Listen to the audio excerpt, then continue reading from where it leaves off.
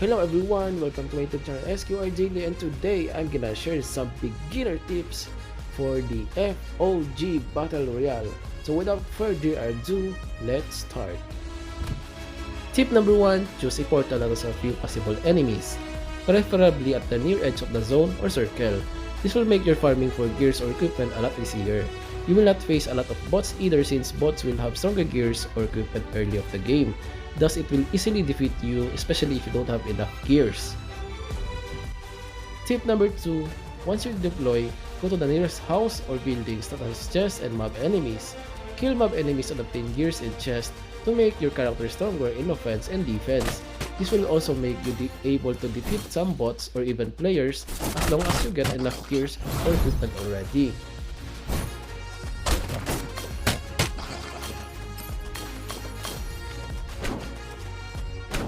Tip number 3, use skills to easily defeat mob enemies including tougher enemies. Skills in this game will provide more damage output compared to your basic attacks.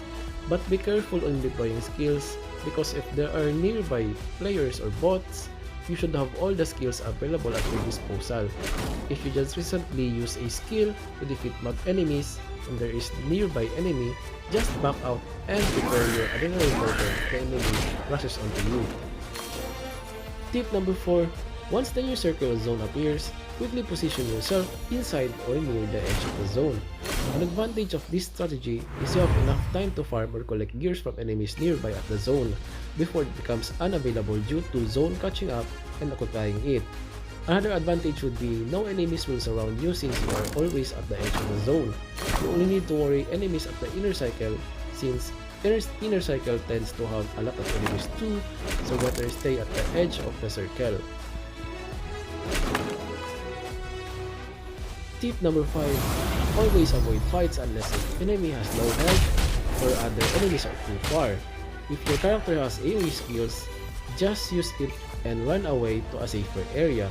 If you see two enemies fighting, let them fight and watch the remaining health points of the enemy if it is worth to fight for, otherwise play safely. This is my extra tip for the rogue class for the final fight. Your AoE skill is powerful. Use it when the enemy is approaching you, especially melee characters.